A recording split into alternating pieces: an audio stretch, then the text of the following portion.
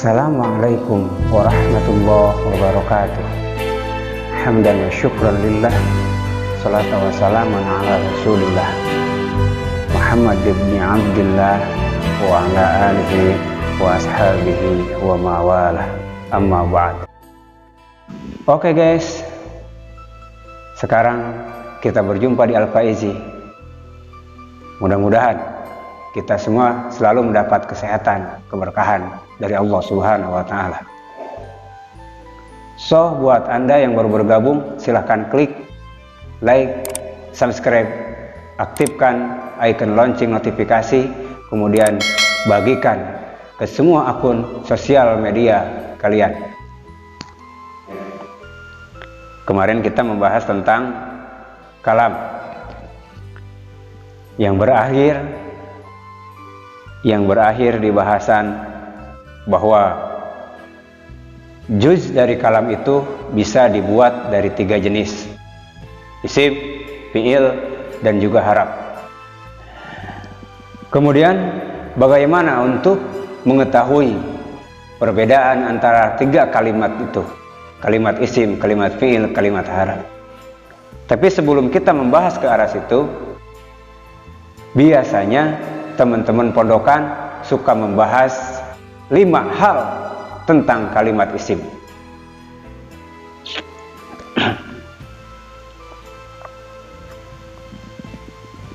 Yang pertama dari segi ta'rif, patokan, definisi yang mencakup lugot dengan istilah. Yang kedua taksim, yang mencakup isim dohir dan isim domir dan lain sebagainya. Yang ketiga ahkam, hukum, mencakup mu'rab dan mabni. Kemudian yang keempat istiqoq, awal mulanya dicetaknya kalimat isim dari mana. Ada berapa pendapat di situ. Yang kelima baru alamat. Nah, yang dibahas kali ini ta'rif menurut istilah dan alamat tanda kalimat isim. Kenapa yang lain tidak dibahas? Insya Allah di bab-bab yang tertentu akan kita jumpai. Seperti hukum isim ada di bab mu'rab dan mabni, seperti taksiman isim ada di bab fa'il, ada di bab mubtada, ada di bab maf'ul bih. Seperti istiqoqnya isim akan kita jumpai di ilmu shorof. Supaya mempersingkat waktu, yang kita bahas kali ini cukup 2 hal. Yang pertama, ta'rif istilahi nahwi, yakni definisi menurut istilah ahli nahwu. Bagaimana ta'rifnya? Wa huwa kalimatun dalat ala ma'nan fi nafsiha wa lam tuktaron bi zamanin wad'an. Yang disebut isim itu adalah wa huwa kalimatun zalat, kalimat yang menunjukkan ala maknan fi nafsiha, akan makna pada dirinya, pada zatnya, pada kalimat itu sendiri. Walam tuktaron, dan tidak disertai, tidak dibarengi bijamanin dengan waktu, wad'an dalam penempatannya. Jadi kesimpulan dari ta'rif tadi, yang disebut isim itu adalah kalimat yang menunjukkan akan suatu arti, suatu makna yang ada pada kalimat itu sendiri dan tidak disertai dengan waktu. Itulah isim menurut ta'rif istilahi nahwi. Seperti mana contohnya? Seperti lafaz dorbun atau zaidun. Lafaz dorbun itu kalimat isim. Kenapa bisa disebut kalimat isim? Karena sama dengan ta'rif. Mana buktinya? Kata ta'rif, kata definisi tadi, wa huwa kalimatun dalat, isim itu adalah kalimat zalat yang menunjukkan ala maknan, kalimat yang menunjukkan kepada makna. Apa makna dari lafaz dorbun? Itu pukul ataupun pukulan. Nah, ala maknan fi nafsiha, yang mana arti kata pukul itu keluar ataupun ada pada lapad dorbun itu sendiri. Nah, itu isim. Kenapa bisa seperti itu? Karena ada kalimat yang mempunyai makna, tapi maknanya itu bukan dari datnya itu lapad, bukan dari datnya itu kalimat. Contoh seperti lapad min ataupun lapad fi. Min itu artinya awal, mula ataupun mulai. Sementara bahasa yang mempunyai arti kata mulai bukan min, tapi ibtida. Seperti lapad fi, artinya di dalam. Padahal arti kata di dalam itu bukan asli ada di dalam fi, di dalam kalimat fi. Akan tetapi arti di dalam itu bahasa Arabnya dzarfiyah. Berarti lapad fi itu maknanya minjem dari lapad dzarfiyah. Lapad min itu maknanya minjem dari lapad ibtida. Begitu. Nah, itu isim. Perbedaan dengan yang lain. Mana? Bukan lapad bi ataupun lapad min, yakni lapad dorbun yang tadi. Itu perbedaannya. Jadi kalimat yang mempunyai makna, yang mana makna itu, arti itu ada pada kalimat itu sendiri. Walam tuktaron bizamanin wad'an, dan tidak disertai waktu. Tidak ada dorbun setelah pukulan, setelah mukul, ataupun sebelum mukul, akan mukul, sedang mukul. Gak ada. Gak ada waktu sebelumnya, gak ada waktu sedang dikerjakan, gak ada waktu yang belum dikerjakan, berarti waktu ke depan. Gak ada. Karena kalau disertai dengan waktu, itu bukan kalimat isim. Nah, itu dari segi ta'rif. Yang kedua, ataupun langsung aja yang kelima, kalau lihat bahasan teman-teman mah di pondok, itu nomor 5. Dari kalimat isim itu ada yang dinamakan dengan alamat ataupun tanda. Mana tandanya isim? Yang ada di matan kitab Az-Zurumiyah. Coba kita lihat matannya. Bismillahirrahmanirrahim. Fal ismu yu'rafu bil khafdi wa tanwini wa duhulil alifi wal lami wa hurufil khafdi. Tanda kalimat isim itu fal ismu, maka adapun kalimat isim, yu'rafu, bisa diketahui bedanya dengan kalimat yang lain, yakni kalimat fi'il dan kalimat haraf. Bil khafdi, yang pertama bedanya dengan kalimat yang lain itu bil khafdi, karena bisa dikhopadkan akhirnya, dibaca khopad atau jer, atau dibaca jer.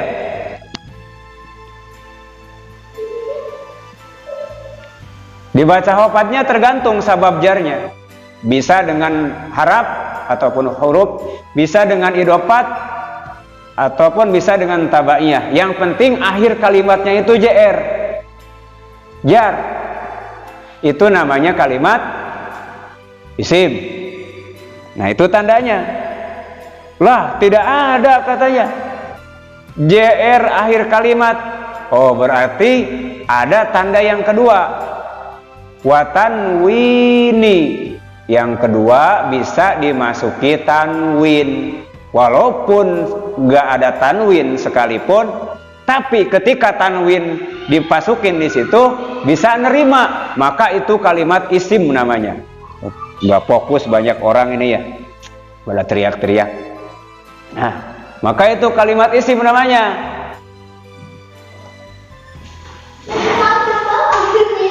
Ya, jangan kesini lah, lagi ngaji.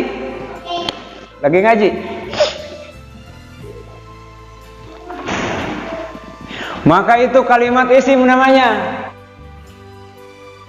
Tanwinnya mutlak, tanwin apa saja? Ima tanwin tamkin, tanwin tankir, tanwin muqabalah, tanwin iwad, tanwin ghali, tanwin taronum, dan tanwin-tanwin yang lainnya, yang 10 dah, yang ada pada siiran.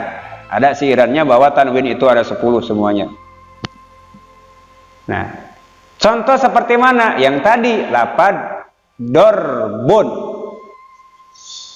Dorbun itu ada tanwin. Mana? Itu di akhirnya. Nah, karena ada tanwin di situ menjadi tanda bahwa kalimat itu kalimat isim. Nah, seperti itu. Kalimat isim. Wa dukhulil alifi, dan tanda isim yang ketiga itu bisa dimasuki alif, walami, dan lam. Oke lah, tidak ada JR di akhirnya. Oke lah, tidak ada tanwin.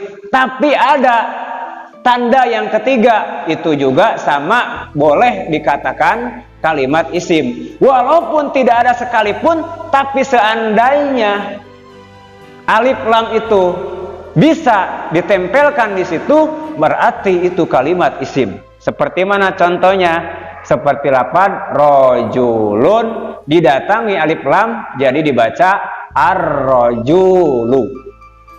Nah, alif lamnya mutlak. Alif lam apa saja?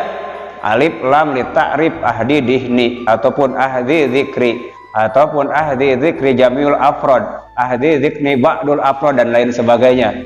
Lil golaba, lil lam hisifah, zaidah lazimah, zaidah goer lazimah, alif lam lil kamal, dan lain sebagainya. Yang penting alif lam nempel di situ, maka bisa dikatakan bahwa kalimat itu adalah kalimat isim. Nah, baru tanda yang ketiga. Bagaimana kalau tidak ada? Tanda yang pertama tidak ada, yakni JR akhirnya. Tanda yang kedua juga tidak ada, dilihat tidak ada tanwinnya ini. Tanda yang ketiga juga tidak ada, dilihat tidak ada alif lam ini. Apakah masih ada tanda lain selain tanda-tanda yang telah diceritakan? Masih. Mana? Yakni wa hurufil khafdi, bisa ditempeli ataupun dimasuki harap khafad, harap yang bisa menjeerkan akhir kalimat isim. Walaupun pada kenyataannya kalimat itu enggak JR. Pada kalimat itu dilihat dari segi lafad. Seperti mana contohnya? Seperti lafad Musa. Musa itu kalimat isim. Kenapa kalimat isim? Seandainya didatangkan harap jar ke situ, maka dia masih bisa menerima. Masih bisa masuk harap jar di situ kalau ditaruh. Seperti mana contohnya? Kita ambil salah satunya, yakni harap jar ba. Ro'ai marortu bi Musa. Dorobtu. Bukan. Marortu, udah gitu aja. Marortu bi Musa. Walaupun gak ada alif lam, walaupun gak ada tanwin, walaupun gak ada gak JR akhirnya, akan tetapi masih sah, masih bisa dimasuki harap jar, maka itu juga bisa dikatakan kalimat isim. Begitu. Seperti bait dalam kitab Imriti mengatakan, wal ismu bi tanwini wal khafdi urib wa harfi khafdin wa bilamin wa alif. Bait Alfiyah juga mengatakan bil jarri wa tanwini wa nida wa al wa musnadin lil ismi tamijun hasol. Gitu. Itu tanda-tanda kalimat isim. Jadi kesimpulannya, tanda-tanda bahwa itu kalimat isim bisa dibedakan dengan fi'il ataupun dengan huruf ketika ada 4 macam, yakni ketika ada JR, bukan ketika ada JR, yakni ketika bisa dibaca JR akhirnya, bisa dimasuki tanwin, bisa dimasuki alif lam dan bisa dimasuki huruf jar. Nah, itu berarti kalimat isim. Nah, kemudian apa itu huruf jar? Huruf jar itu adalah haraf yang menjerkan akhir kalimat isim. Ada berapa jumlahnya? Tergantung. Di kitab Alfiyah ada 20. Lah di kitab Jurumiyah mah di sini cukuplah 9 aja udah. 9 wahia min wa ila wa an wa ala wa fi rubal wal bawal kaf wal ma. Itu kalau di kaidah santri. Mana yang ada di kitab di matan? Yakni wa huruf wahia. Adapun harap jar, harap yang menjerkan akhir kalimat min, yang pertama lafad min, wa ila dan lafad ila, wa min wa ila wa an dan lafad an, wa ala dan juga lafad ala, wa fi dan lafad fi, wa ruba dan lafad ruba, wal kafu dan huruf kaf, wal ba'u dan huruf ba, wal lamu dan huruf ba. Semuanya ada 9. Ditambah 3 dengan harap qasam, huruf fil qasami dan harap qasam, huruful qasami dan harap qasam. Apa itu harap qasam? Harap sumpah. Mana buktinya? Ada berapa? Ada 3. Mana? Al wawu, yang pertama huruf wawu, wal ba'u dan kedua huruf ba, wa ta'u dan yang ketiga huruf ta. Yang ketiga huruf ta. Nah, kemudian dari huruf per huruf di sini jangan nakal di situ, jangan buka pintu. Oh, di luar aja mainnya, di luar. Dari huruf ke huruf ada makna tersendiri. Ternyata maknanya itu beda-beda. Bahkan kalau kita bagi-bagi begitu banyak bagiannya. Ada harap jar asliyah, ada harap jar jaidah, ada harap jar sabihun bizaid dan lain sebagainya. Wa aqsamul hurufi qismani huma fa asliyun wa jaidun qad ulima. Karangan santri itu. Nah, ada harap jar asliyah, ada harap jar zaidah. Bagaimana takrifnya harap jar asliyah? Wa huwa ma yahtaju ila muta'alakin yata'alaku bihi wa lahu ma'nan fi nafsihi. Wa huwa yaitu harap jar. Wa huwa adapun harap jar ma itu huruf yahtaju yang membutuhkan ila muta'alakin akan muta'alak. Muta'alak itu hubungan, ada kaitan kata. Ya ta'alaku yang ada kaitannya, yang berkait ataupun nyambung, berhubung. Fi nafsihi wa huwa ma yahtaju ila muta'alakin ya ta'alaku bihi. Oh, ya ta'alaku yang berkait. Aduh, apa ya bahasanya? Binafsihi akan datnya itu huruf, walahu dan bagi itu huruf maknan mempunyai maknan, binafsihi pada datnya itu huruf. Jadi kesimpulan takrifnya itu bahwa harap jar aslah itu yang pertama mempunyai muta'alaq sebelumnya ataupun setelahnya. Apa itu muta'alaq? Kata yang ada kaitan dengan harap itu. Muta'alaknya bisa macam-macam, bisa dibikin dari isim, bisa dibikin dari kalimat fi'il, bisa dibikin dari yang khos, bisa dibikin dari yang am, bahkan peletakannya juga posisinya bisa yang muqaddam, bisa muakhor. Lah terlalu dalam ke situ, puyeng. Udah, ke situ aja dulu, mempunyai muta'alak aja udah gitu dah. Nah, yang kedua ada harap jar jaidah. Harap ntar dulu ada kaidahnya menurut kata santri biar gak ini dah. wa huwa ma yahtazu ila muta'alaq lahu manan fi nafsihi yata'alaq. Itu kaidahnya haraf jar. Yang kedua ada haraf jar zaidah. Bagaimana takrifnya? Takrifnya haraf jar zaidah itu adalah wa huwa ma la yahtazu